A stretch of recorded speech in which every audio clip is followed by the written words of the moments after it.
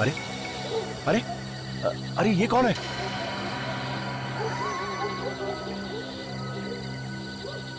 लगता है कोई भिखारी है। चलो चल के देखते हैं।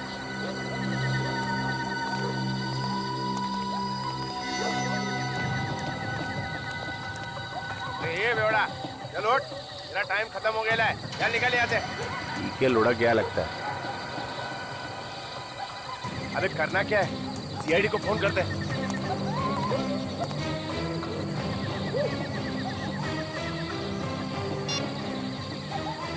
Hello hello CID.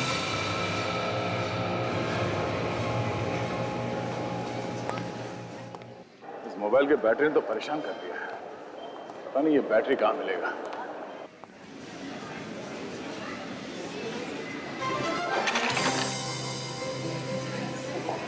I am so sorry. मैं कर लूँगी। नहीं, इट्स ओके।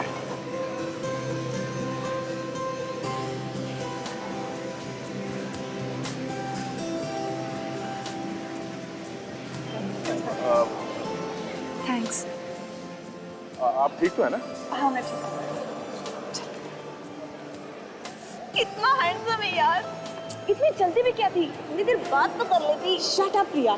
तुम यहाँ शॉपिंग करने आई हो ये सब? चलो।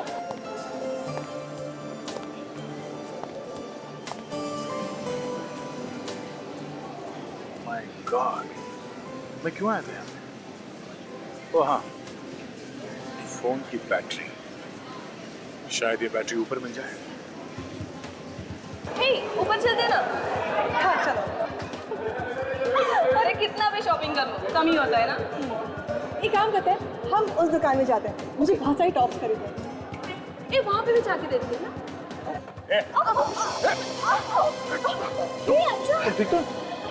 अंशा कुछ हुआ तो नहीं?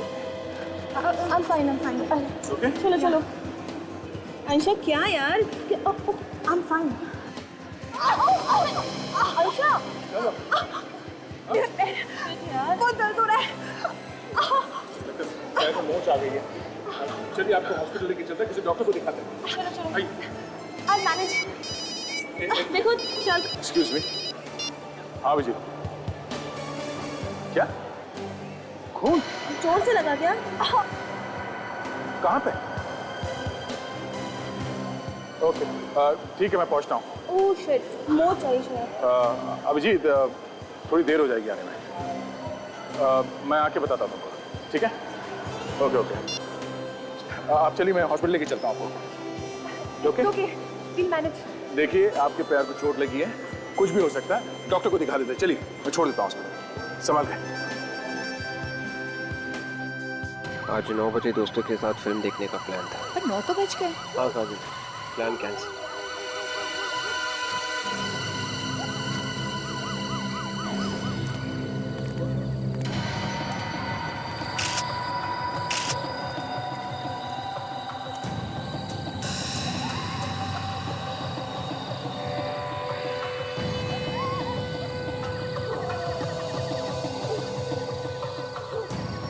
कितने बजे देखा था तुम लोगों ने?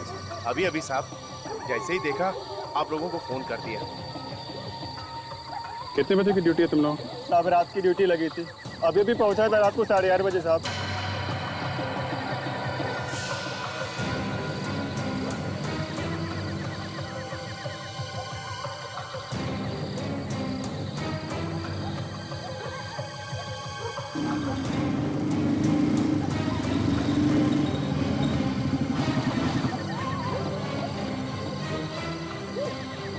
आगे ठीक ठाक है? हाँ यार, वो मॉल में एक छोटा सा एक्सीडेंट हो गया था। जिसका एक्सीडेंट हुआ उसे हॉस्पिटल में छोड़ के आया।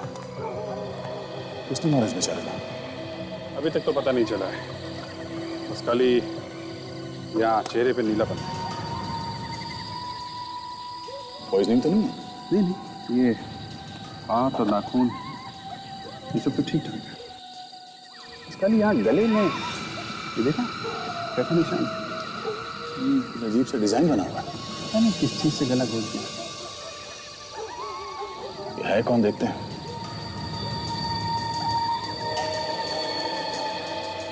एक बात बताओ, तुम लोगों ने इस आदमी को यहाँ सोसाइटी के आसपास पहले कभी देखा? नहीं नहीं साहब।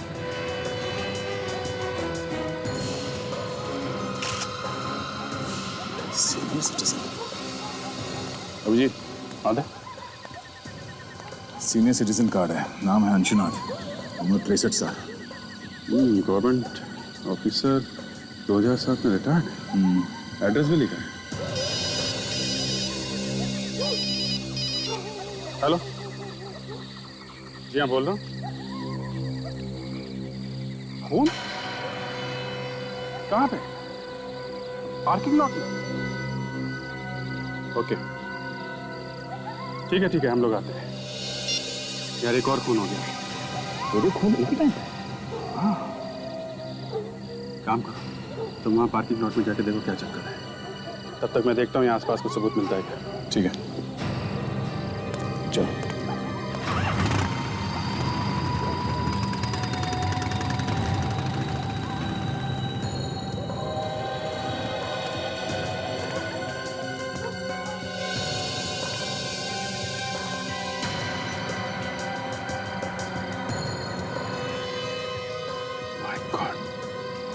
ये क्या चल रहा है?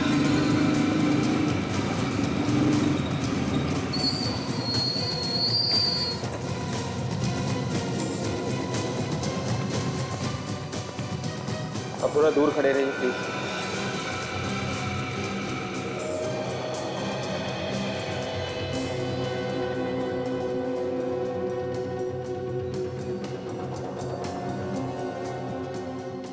तुमने कब देखा इस लाश को? मैं नाइट की ड्यूटी करता हूँ सर। अभी जब राउंड लेने आया तो देखा यहाँ पे ये पड़ा हुआ। एक आदमी का खून हो गया और आपको पता भी नहीं चला। कुछ तो सुना होगा आपने, कुछ तो देखा होगा। मेरा यकीन कीजिए सर, ना कोई चीखा ना चिल्लाया, मुझे कैसे पता चलता?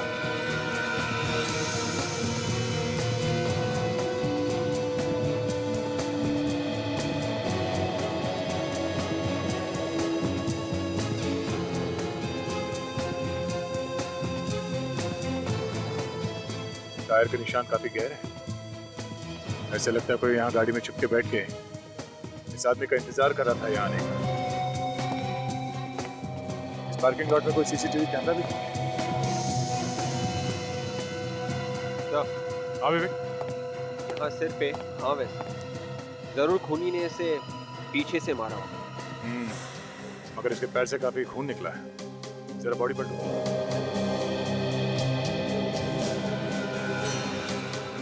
ये तो केशव सर है, इसी बिल्डिंग में इनका ऑफिस है सर। अच्छा देखा विवेक, इसके जान की नस काटी है। शायद इस नस काटने की वजह से इतना सारा खून बह गया और उसी की वजह से इसकी मौत हो गई। मतलब सर खूनी ने इसके पैर की नस काटी और उससे सिर पे भी मारा। मगर कोई ऐसा करेगा क्यों? और इस आदमी ने मरने से पहले चिल्लाया क्यों नहीं होगा? ये बात मेरी समझ में भी नहीं आ रही विवेक। कुछ तो गड़बड़ है इस खून में। अब इसका जवाब तो डॉक्टर सालुंके ही देंगे।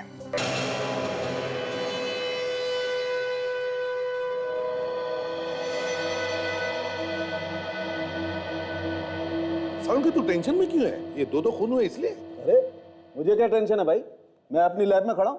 टेंशन होगी आप लोगों को, दो खून हुए, गाली आप लोगों को ज्यादा पड़ेंगी। ओए सालुंके, आज तक कभी ऐसे हुआ है कि हमने कोई केस सॉल्व नहीं की?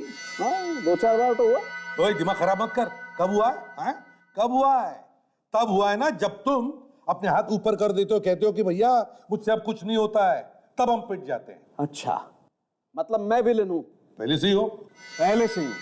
बहुत बढ़िया। मतलब अगर अपराधी न पकड़ा जाए तो न पकड़े जाने की माला मेरे गले में, और अगर अपराधी पकड़ा गया तो उसकी तालियां आप लोगों के हिस्से में। बिल्कुल। तो जाइए तालियां बजवाइए, जाइए। अरे अरे यार, अरे सालुंके मेरी बात सुन। मैं ये कह रहा था कि जब तुम हाथ ऊपर करके कहते हो ना कि मुझसे कुछ नहीं होगा, तब हम पिट जाते। ओह अच्छा, थैंक यू वेरी मच। आप लोगों ने कम से कम ये तो कबूल किया कि हम लोगों की वजह से आप लोगों की दुकान चल रही है।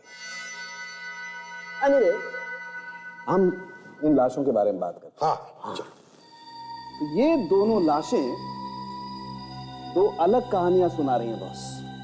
अच्छा, क्या क्या बोल रही है लाशें? ये दोनों खून एक ही आदमी ने किए हैं, है ना? एक ही आदमी ने नहीं किए। नहीं किए? सर ये तो हमें पहले से मालूम है कि इस आदमी का गला घोट के मारा गया है। किसी ऐसी चीज से मारा गया जिसके ऊपर डिजाइन बना हुआ था, वो डिजाइन इसके गले पे आ गया है। बिल्कुल दया, खूनी ने अपनी तरफ से बहुत ज्यादा होशियारी दिखाने की कोशिश की। उसे लगा कि कहीं उसकी उंगलियों के निशान इस आदमी की गर्दन पे ना आ जाएं, इसलिए उसने अपने हाथों का इस्तेमाल नहीं किया, किसी और चीज का इस्तेमाल। ये भी तो हो सकता है कि उसमें उतनी ताकत नहीं थी गला घोटने की, जिसकी वजह से उसने किसी और चीज से गला घोट दिया। हो सकता है, ये भी हो सकता है। लेकिन एक बात बिल्कुल पक्की है बॉस कि खूनी अनाड़ी हड़बड़ाया हुआ है। शायद उसने पहली बार खून किया, लेकिन फिर भी खूनी हमारे लिए कुछ छोड़ गया। ये इसकी गर्दन पर पड़े हुए निशान, इन निशानों से हम उस चीज तक पहुंच सकते हैं जिससे इसका गला दबा है। और एक बात और, ये खून शाम को 6 बजे से 8 बजे के बीच में किया गया, और ये खून शाम को 8 बजे से रात के 10 बजे के बीच में किया गया। ये भी तो हो सकता था उनके कि उस खूनी ने इस आदमी का 6 और 8 बजे के बीच में खून कर दिया, और फिर दूसरी जगह जाकर इस आदमी का 8 और 10 बजे के बीच में खून कर दिया। नहीं बॉस, मुझे ऐसा बिल्कुल नहीं लगता। मुझे लगता है दो अलग अलग खूनी। ये वाला खून जिसने किया है वो खूनी एकदम अनाड़ी है, और ये खून जिस खूनी ने किया है वो एकदम प्रोफेशनल है, पहुंचा हुआ। इस आदमी के सिर पर जो वार है, हाँ, इसीलिए मैं कह रहा हूं कि वो एकदम प्रोफेशनल है। पहले उसने इस आदमी के सर पे वार किया ताकि ये बेहोश हो जाए, और फिर बेहोशी की हालत में उसने इसकी जान की नस काट डाली जिससे मर जाए। अगर नस काटनी थी तो गर्दन की नस काट देता वो। दया, जैसे कि आप लोग जानते हैं, गले की नस कटने से इंसान को मरने में 1-2 मिनट लग जाते हैं, जबकि ये पैर की नस जो हमारे दिल से जुड़ी हुई है, इसको कटने से इंसान बस 30 सेकंड में मर सकता है। दो खूनी, एक अनाड़ी और एक पहुंचा हुआ। कहीं ये दोनों खूनी एक दूसरे को जानते तो नहीं?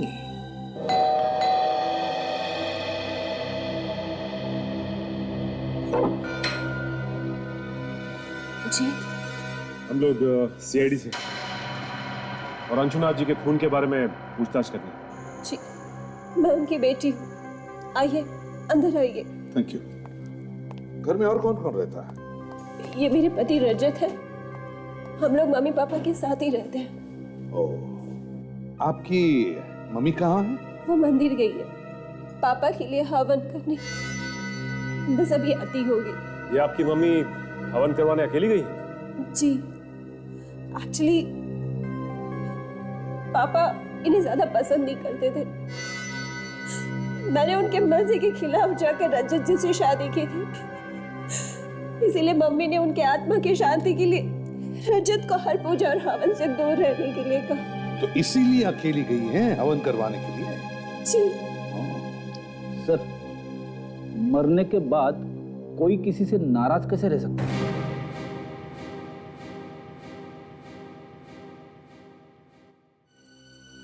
रजत जी, जरा बताइए, कल शाम को 6 और 8 बजे के बीच कहाँ थे आप? मैं? जी हाँ, आप कहाँ थे? लेकिन आप ये सब मुझसे क्यों पूछ रहे हैं? वो इसलिए क्योंकि इनकी पिताजी का, अंशुनाथ जी का खून हुआ है कल शाम 6 और 8 बजे के बीच। सर, आप मेरे पति पे शक कर रहे हैं, वो भी मेरे पापा के खून के इल्जाम में। वो इसलिए क्योंकि आप ही ने बताया था ना कि आपके पिताजी और इनकी बनती नहीं थी। पर सर, कोई बात नहीं बताया। अगर कातिल को पकड़ने में इन्हें इससे कोई भी मदद मिलती है तो पूछने दो इन्हें। सर, कल शाम को 6 और 8 के बीच में मैं अपने दोस्त के साथ एक बार में बैठा था।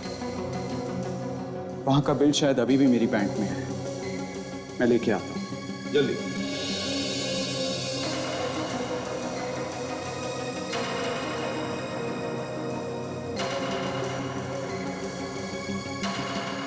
ये लीजिए सर।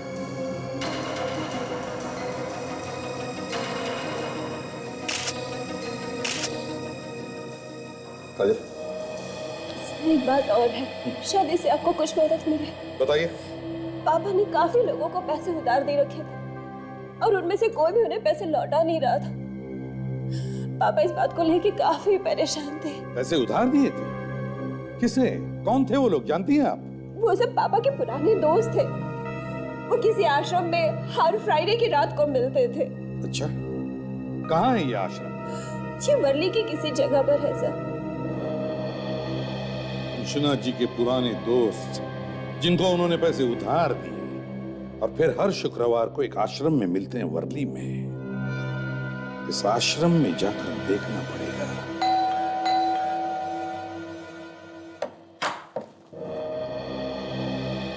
केशव का घर यही है? जी हाँ। हम लोग सीआईडी से। सीआईडी? आइए आइए अंदर। साहब, ये लोग सीआईडी से हैं, आप लोगों से मिलना चाहते हैं। जी कहिए। माफ कीजिए आप लोगों को तकलीफ दे रहे हैं, लेकिन हमें केशव के बारे में आपसे कुछ बातचीत करनी है। जी बोलिए। मैं ही केशव का पिता हूँ। ये मेरी पत्नी, ये मेरा छोटा भाई, ये उनका बेटा और ये उनकी पत्नी। देखिए, हम जानते हैं कि आप लोगों पे क्या बीत रही होगी, पर ये जानना बहुत जरूरी है कि केशव की किसी के साथ कोई दुश्मनी थी? केशव की दुश्मनी हो ही नहीं सकती थी। सोने के जैसा दिल था उसका, किसी से कोई लड़ाई झगड़ा वगैरह कुछ नहीं था। दुश्मनी नहीं तो कोई ऐसा आदमी जिसके साथ उसकी बनती ना हो? मुझे तो ऐसा कोई आदमी याद ही नहीं आता जो केशव भैया को पसंद ना करता हो। हाँ बेटे, तुम्हें कैसे याद आए? बिरजू, एक मिनट आप रुकिए उधर। ये जो अभी आपने कहा कि आपको कैसे याद आएगा, ये क्यों कहा आपने? क्यों नहीं याद आएगा इनको? बस ऐसे ही बोल दिया था। नहीं, कोई तो कारण होगा। क्या बात क्या है? केशव जी का इनके साथ रोज किसी न किसी बात पे झगड़ा होता था। किस बात पे झगड़े होते थे केशव के साथ? ऐसी तो कोई बात नहीं थी सर मैं बताता हूँ। कपिल ना केशव के बिजनेस में काफी दखल अंदाजी करता था। ये बात केशव को बिल्कुल पसंद नहीं थी। इसी बात पर कभी कभी बहस हो जाती थी बस। कपिल जी, कल रात 8 से 10 बजे के बीच में आप कहाँ थे? आप मुझ पर शक कर रहे हैं? देखिए, आप इस तरह मेरे बेटे से बात नहीं कर सकते। मैंने सिर्फ एक सवाल पूछा, उसका जवाब दो। कल रात 8 से 10 बजे के बीच में तुम कहाँ थे? मैं कल शाम को अपने दोस्त देवांग के घर पे था। देवांग के यहाँ? लेकिन कल जब अपनी बात हुई थी तब तो तुमने कहा था कि तुम मयूर के यहाँ हो। वो मेरा मतलब है कि मैं देवांग के घर गया जरूर था, पर वो मिला नहीं तो मैं मयूर से मिलने चला गया। अच्छा, इस फैमिली बिजनेस के अलावा ये केशव किसी एड एजेंसी में भी काम करता था? जी हाँ, वो एक एड एजेंसी का मालिक भी था और पिछले काफी दिनों से वो काम को लेकर परेशान रहता था। उसका एक पार्टनर भी है, आलोक। आलोक? ठीक है, इस आलोक से भी मिल लेते हैं। सर, इस आलोक को जरूर कुछ पता होगा। देखते हैं।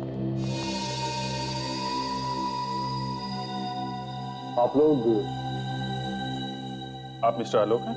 यस, आप लोग? हम लोग सीआईडी से हैं। आपको तो मालूम ही होगा कि केशव का खून हो गया है। जी हाँ, मुझे मालूम है। बस उसी सिलसिले में कुछ पूछताछ करनी है आपसे। It's such a shock. कल तक जो मेरी बगल वाली कुर्सी पर बैठा करता था, वो अचानक यकीन नहीं होता। केशव की खूनी को पकड़ने के लिए किसी भी तरह की मदद चाहिए, मैं करने को तैयार हूँ। Excuse me sir. सर, ये कुछ अर्जेंट पेपर्स हैं, क्लाइंट्स को भेजने हैं, आपके सिग्नेचर।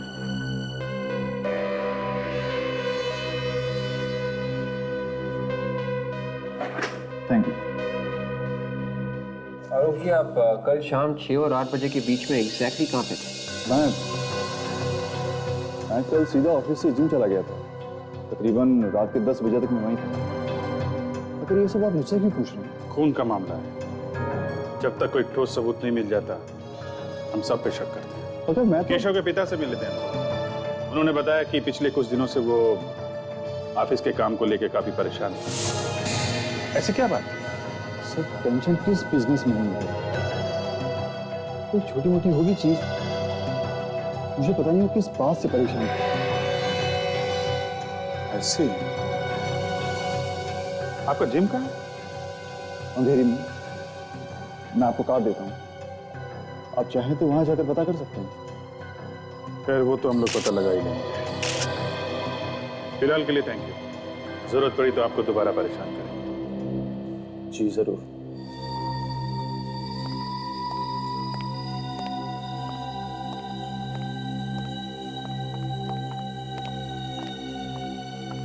ये क्या चक्कर है? ताशा देखो जरा।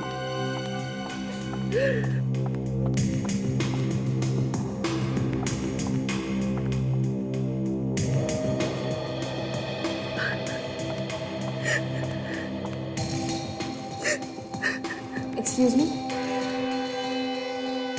क्या हुआ? आप इस तरह बाहर से अंदर क्यों आ गए?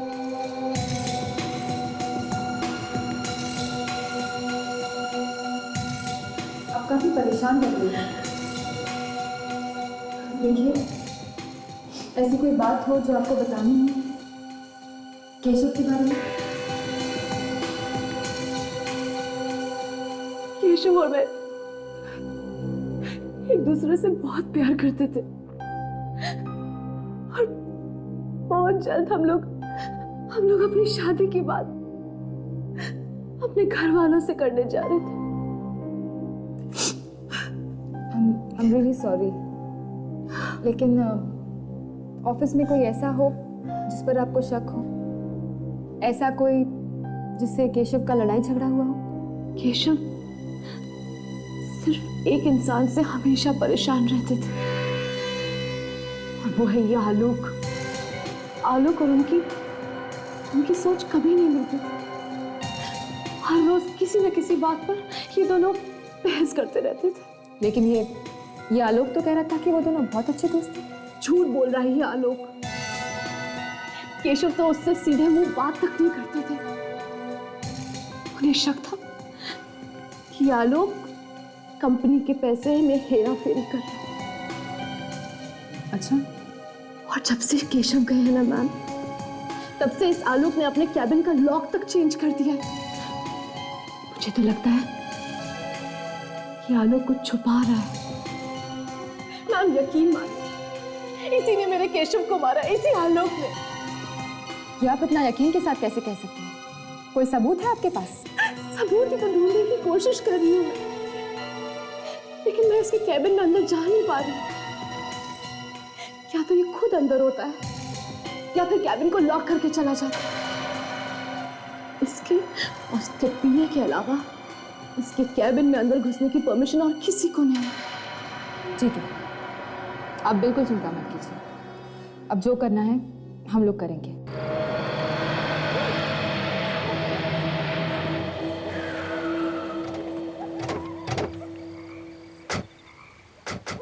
तो यही वो आश्रम है जहाँ अंशुनाथ जी अपने दोस्तों से मिलने हर शुक्रवार की शाम को आया करते थे।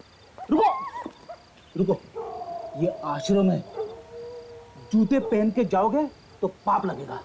हमें जूते उतार के अंदर जाना चाहिए। ठीक, चलो।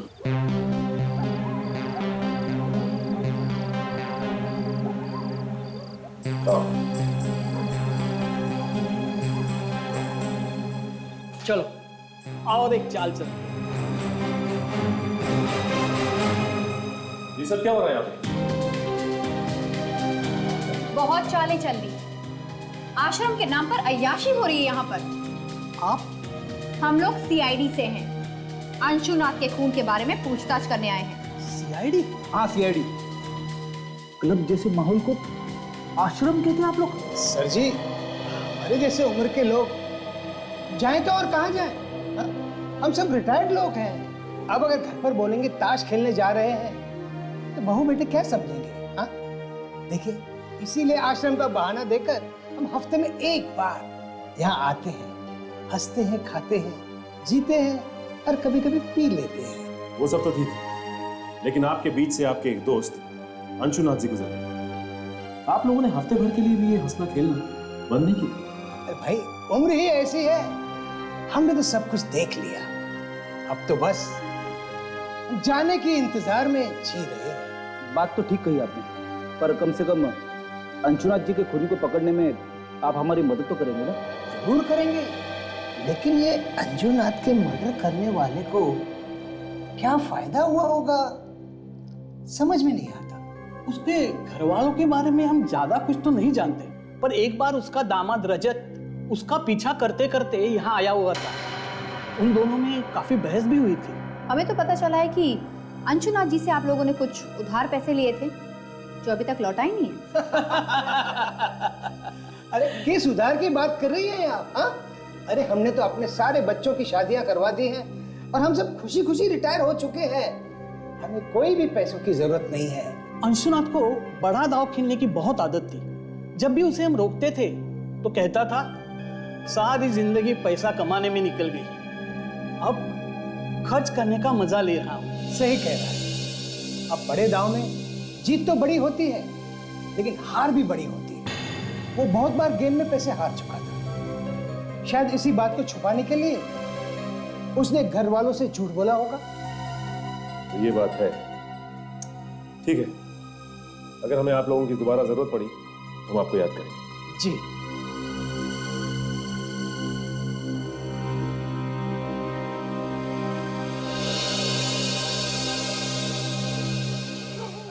इस रजत को आश्रम की बात पता थी, इसने हमें घर पे क्यों नहीं बताया?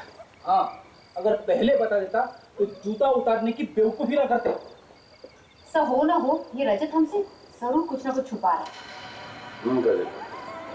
ये रजत काफी टेढ़ा आदमी लगता है।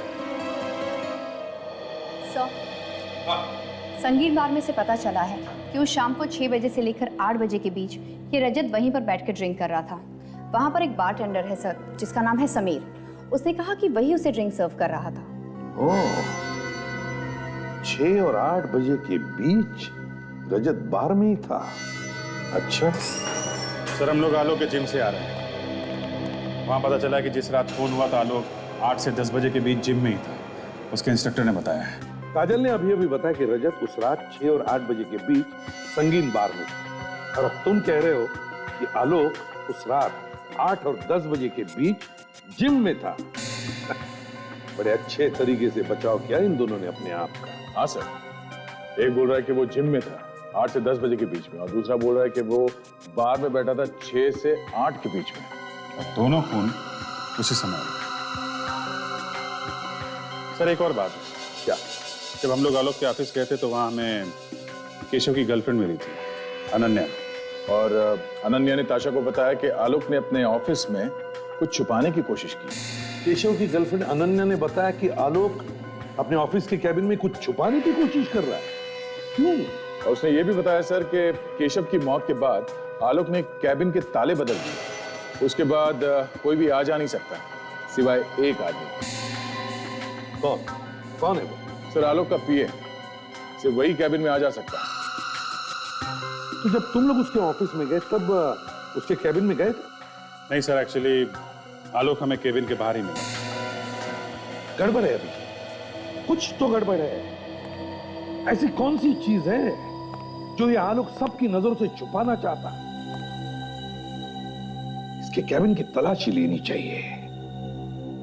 अगर सीधे उंगली से घी नहीं निकला तो टेढ़ी उंगली से निकालो।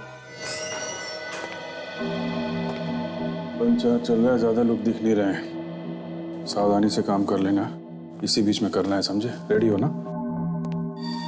सर, सामने जो आदमी आ रहा है वो आलोक का पीए है सर। उसके पास आलोक के कैबिन की चाबी होगी जिससे दरवाजा खुलेगा। चाबी दिख रही है, उसके कमर पे लटकी हुई है। तुम पीछे जाओ।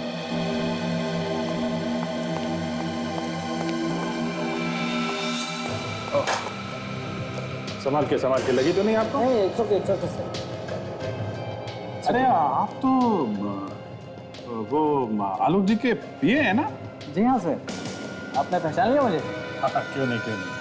कल आलोक जी से बात हो रही थी तो आप आए थे वो कुछ साइन वाइन कराने के लिए। जी हाँ। अच्छा सर, ये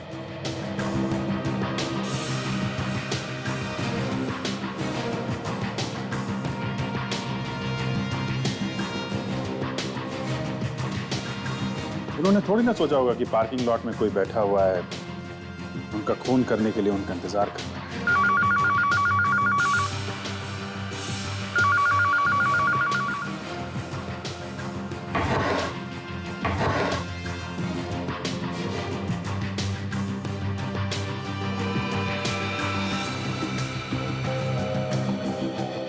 बेल्ट,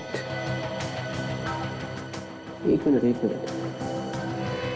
ये बेल्ट का पैटर्न बिल्कुल वैसा ही है जैसा हमें अंशुना के गले पे मिला।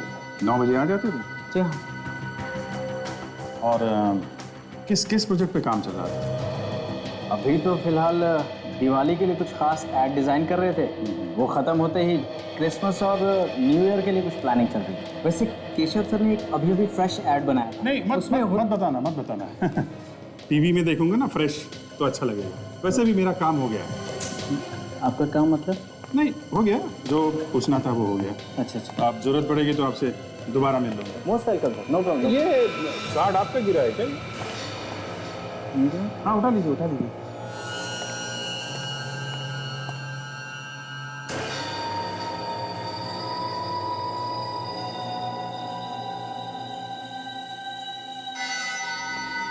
ये है वो बेल्ट जो आलोक सबकी नजरों से अपने कैबिन में छुपा के रख रहा था। और सर डॉक्टर सालोंके ने भी कंफर्म किया है कि ये वही बेल्ट है जिससे अंशुनाथ का खून हुआ है। ये वही बेल्ट है जिससे अंशुनाथ का खून किया गया। मगर ये बेल्ट आलोक के पास कैसे? अगर ये यहाँ पे था तो वो वहां पे था। हाँ, जो दिख रहा है वो है नहीं। इसने दिखाया कि वो वहां पे था और उसने दिखाया कि वो यहाँ पे था। सर ये यहाँ पे था और वो वहां पे था, ये सब। सचिन, ये जो केस है इसे यहाँ वहां किया गया है। अभिजीत, क्या जानबूझ के किया गया या फिर अपने आप हुआ है? सर, खूनी ने किया है तो जानबूझ के ही किया है। जो दिख रहा है वो है नहीं, जो नहीं दिख रहा है वो है। हाँ, तो तुम समझ गए मैं क्या कहना चाहता हूं। बस अब वक्त बर्बाद मत करो और फटाफट जाके पकड़ लो उसे जिसने भी ये किया है। तुम भी साथ में जाओ। सर वो मैं उससे पहले थोड़ी देर के लिए हॉस्पिटल जाना चाहता हूँ। किससे मिलना है सर? जरूरी काम है। हॉस्पिटल? ये केस के बीच में हॉस्पिटल कहाँ से आया? कुछ नहीं सर, कोई है जिसे दया ने अपनी जान पे खेल के बचाया। जान पे खेल के? कोई जानवान पे खेल के नहीं बचाया सर। वो लड़की सीढ़ियों से गिर रही थी तो मैंने उसे पकड़ लिया था। पकड़ लिया मतलब बचा लिया? बचाया तो है ना? हाँ। कोई लड़की गिरी थी क्या? नहीं तो फिर तय जाओ, तुम जल्दी से हॉस्पिटल जाओ, मगर जल्दी आना। अच्छा, मैं भी चलूं? चलिए।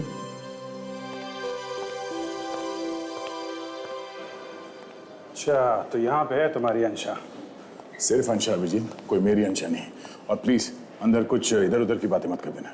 मैं तुम्हें कल लेने जरूर आऊंगा। ठीक है, बाय। नहीं, मैं क्या बोलूंगा, तुम लोग बातें करना, मैं तो देखता रहूंगा। अंदर चलो तो सही।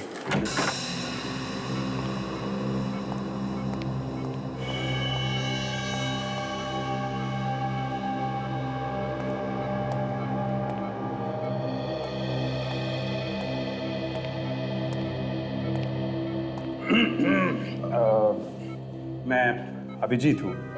Sorry Abhijit my friend. कैसे हैं आप? दर्द अभी कम है, पर पैर मुड़ने की वजह से मुझे मोच चाहिए है। But I will be fine. कल तक मुझे हॉस्पिटल से डिस्चार्ज भी मिल जाएगा। अच्छा, वेरी गुड। वो डॉक्टर ने एक्सरे वगैरह देख लिया ना? He is fine with it. I will be fine. Okay. अच्छा, ये जो अभी आपसे मिलके गए वो कौन थे? वो मेरी फ्रेंड है प्रिया। नहीं, उसके पहले जो गए थे वो मेरी कजिन है, बंटी भैया। अच्छा, बंटी भैया।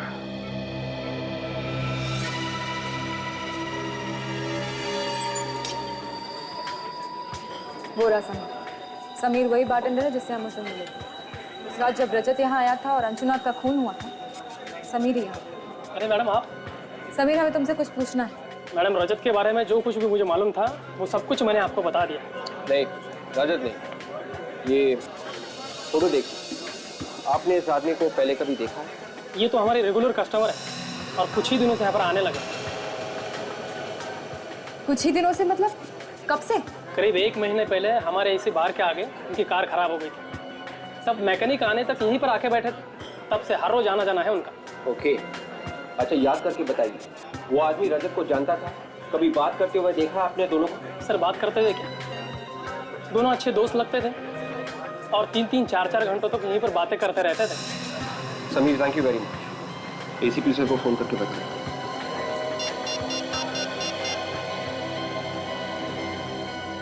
हेलो सर, आपका शक बिल्कुल सही निकला। सर, मैं केशव के खूनी को किसी भी कीमत पर सजा दिलवाना चाहती हूँ और उसके लिए मैं आपकी हर तरीके से मदद करने के लिए तैयार हूँ। गुड। देखो आनंद, उसके खिलाफ सबूत तो हमारे पास है, मगर हम चाहते हैं कि तुम उसे खुद फोन करके यहाँ बुला लो। उससे कहो कि वो सबूत तुम्हारे पास है और तुम एक कीमत पर ही वो लौटाने के लिए तैयार हो। मगर सर ये तो कुछ नहीं होगा, घबराओ मत, समझे? देखो, सबूत ढूंढने की कोशिश करेगा और जब उसे कमरे में सबूत नहीं मिलेगा तो अपने आप को बचाने के लिए भागने की कोशिश करेगा और वो तुम्हारे पास आएगा सबूत लेने के लिए और हमारे जाल में फंस जाएगा, समझे? कुछ नहीं होगा, तुम्हें घबराओ मत। चलो जल्दी से फोन करो उसे। जी सर। करो। हेलो, मैं अनानिया बोल रही हूँ। मुझे पता है कि इस वक्त तुम क्या ढूंढ रहे हो। वो सबूत जो तुम सबसे बचाने की कोशिश कर रहे थे वो अब मेरे पास है और बहुत जल्द मैं उसे सीआईडी के पास भेजने वाली हूँ। अब तुम बच नहीं सकते। सीआईडी? नहीं अनन्या, मेरी बात सुनो, ऐसा मत करो प्लीज। तुम्हें इसकी जो कीमत चाहिए मैं चुकाने के लिए तैयार हूँ। प्लीज सीआईडी के पास मत जाओ। कीमत? वाओ, मेरे बोलने से पहले ही तुमने कीमत की बात छेड़ दी। मुझे तुम्हारे सबूत के लिए पूरे 50 लाख रुपए चाहिए। 50 लाख? देखो, हाँ, रकम की मत सोचो, अपनी जान के बारे में सोचो, वरना बिना टाइम वेस्ट किए मैं सीआईडी के पास चली जाऊंगी, समझे ना?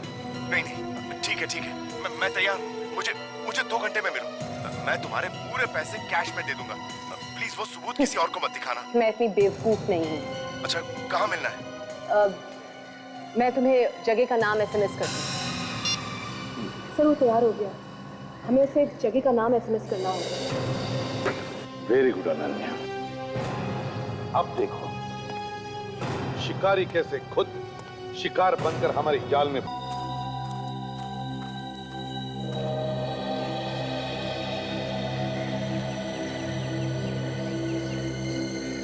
तेरे पैसे लाए हो?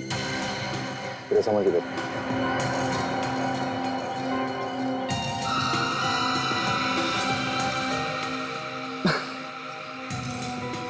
जितना मैंने तुम्हारे बारे में सोचा था, तुम उससे बहुत आगे निकली। केशव से बहुत प्यार करती थी ना तुम, उसी के खून का सबूत बेचने आ गई। वाह रे दुनिया। देखो, मैं यहाँ पर तुम्हारी बकवास सुनने नहीं। कल तक मेरे साथ केशव था, मेरे पास सब कुछ था, लेकिन आज जब वो नहीं है तो मुझे भी तो अपने कल के बारे में सोचना पड़ेगा ही ना। 50 लाख देने वाली हो ना तुम मुझे? हाँ, मगर उसमें थोड़ी सी प्रॉब्लम है। मजबूरी? ये कौन सा नया ड्रामा है? देखो, वैसे भी बहुत कुछ हो चुका है। 50 लाख देने को तो मैं तुम्हें अभी दे सकता हूँ, मगर मुझे इस चीज पर यकीन नहीं कि 50 लाख रुपए लेकर तुम सीधे सीआईडी के पास चली जाओगे। मेरा सारा राज तो खुल चुका ना तुम्हारे सामने, क्यों?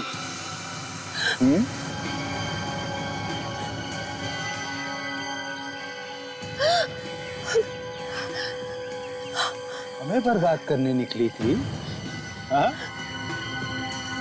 धमकी देती है हमें। Very wrong. तुम लोगों ने केशव को तो खत्म कर ही दिया, अब मुझे मारना चाहते हो? ठीक है, मारो मुझे, मारो गोली।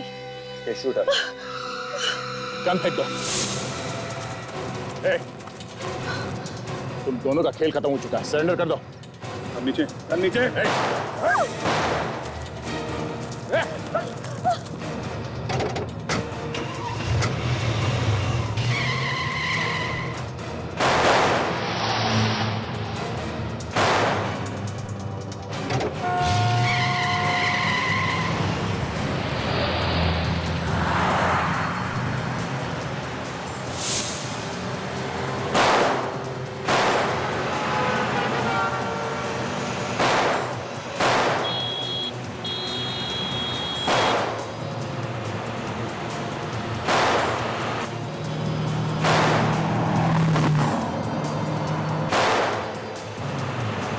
आखिर लड़की ने फंसा ही दिया ना। ओह माय गॉड, क्या हुआ? लगता है टायर पंचर हो गया। टायर पंचर हो गया? हाँ, क्या बात कर रहे हो?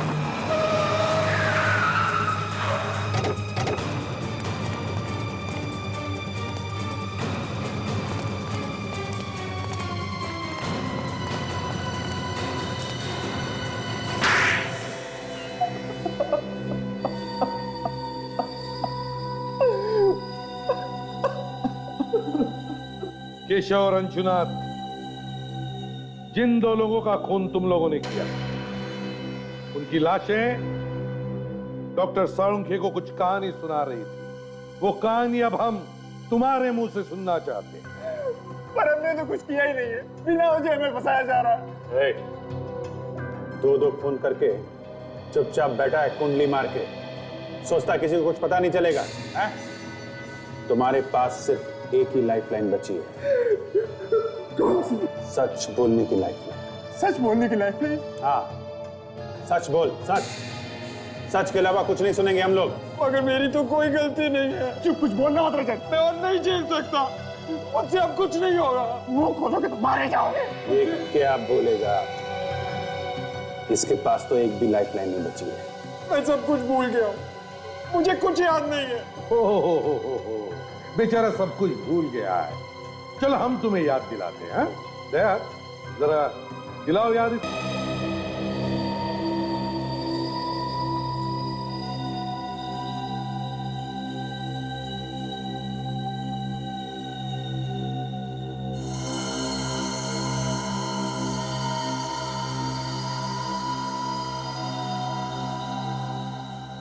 शहर में दो लोगों का खून होता है, दोनों एक दूसरे को नहीं जानते हैं। कोई नई बात नहीं है, ऐसा अक्सर होता है। दोनों का आपस में कोई संबंध नहीं। एक बूढ़ा आदमी रिटायर्ड, दूसरा एक एड एजेंसी का मालिक। दोनों खून दो अलग अलग जगह पे अलग अलग टाइम पे होते हैं।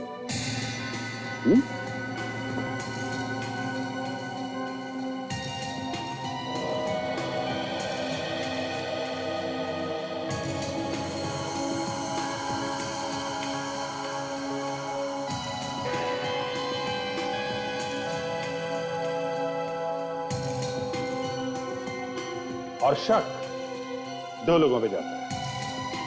रजत, जिसे बिल्कुल पसंद नहीं है कि अंशुनाथ पैसा उड़ाता है। आलोक कंपनी में से पैसों की चोरी करता है और इसलिए केशव उस पे केस करने वाला था। मतलब ये दोनों खून पैसों के लिए हुए। और सबसे मजे की बात यह है सर, जब अंशुनाथ का खून हुआ तब रजत अपने दोस्त के साथ बार में बैठ के दारू पी रहा था। रजत ने अपने आप को बहुत अच्छी तरह से बचा लिया सर। और ये आलोक भी जिम में अपनी बॉडी बना रहा था जब केशव का खून हुआ। इसलिए दोनों ही बच गए।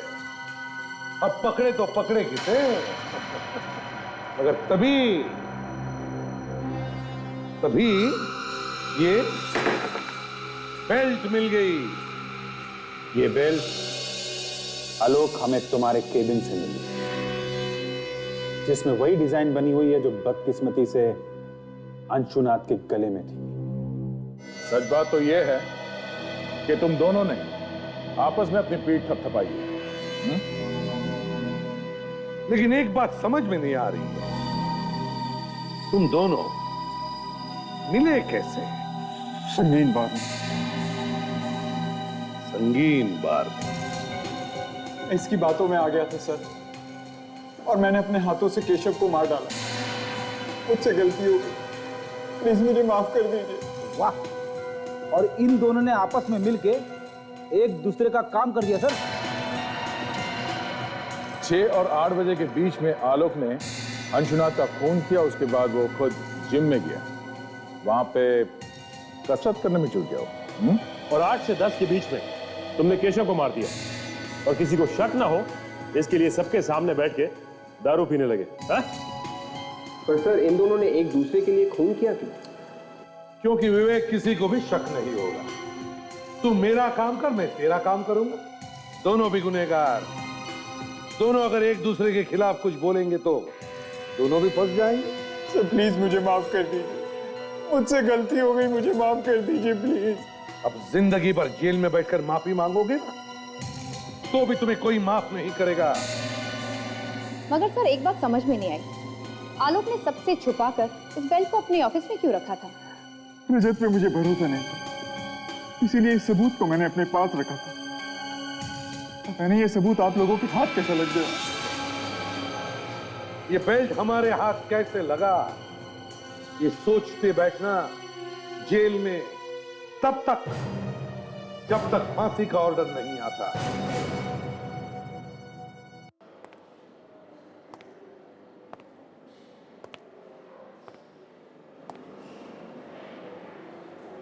क्या हो गया? जी मेरी समझ में नहीं आ रहा है कि मैं क्या करूं और कैसे करूं। क्या समझ में नहीं आ रहा है? किसकी बात कर रहे हो? उसी की बात कर रहा हूं यार, और किसकी बात करूंगा। ये हंशा में ऐसा कुछ है, पता नहीं, बार बार उसी का ख्याल आता है दिमाग में। ऐसा लगता है कि मुझे उसके बारे में और भी जानना चाहिए। 2-3 बार मिलने में ही ऐसा लगने लगा है? हाँ यार, फिर समझ में भी नहीं आ रहा कि इतनी जल्दी ऐसे कैसे हो गया। जब देखो दिमाग में उसी का ख्याल रहता है। कोई एक अजीब सा कनेक्शन है उसके साथ में। मुझे लगता है कि सिर्फ तुम्हें लगता है या उसे भी ऐसा महसूस हो? पता नहीं यार। अब जी तुम्हें तो मालूम ही है कि मेरे साथ क्या क्या हो चुका है। अब तो डर सा लगने लगा है कि कोई गलती ना हो जाए मुझसे। तुम्हें लगता है कि तुम फिर से चक्करों में ना फंस जाओ? हैं? पता नहीं। धीरे, एकदम से धीरे। दर्द हो रहा है ना? हाँ। हाय। हाय। क्या कहा डॉक्टर ने? 1 हफ्ते में एकदम ठीक हो जाऊंगी, बिल्कुल पहले जैसे। बस तब तक चलना फिरना थोड़ा कम करना पड़ेगा। ये तो अच्छी बात है, तुम्हें रेस्ट की जरूरत है। You should take rest and take care also. I will drop you. Come. संभाल के प्लीज।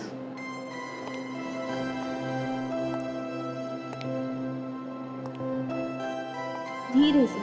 वहाँ जाना। बहुत ज्यादा दर्द हो रहा है? नहीं, हल्का हल्का।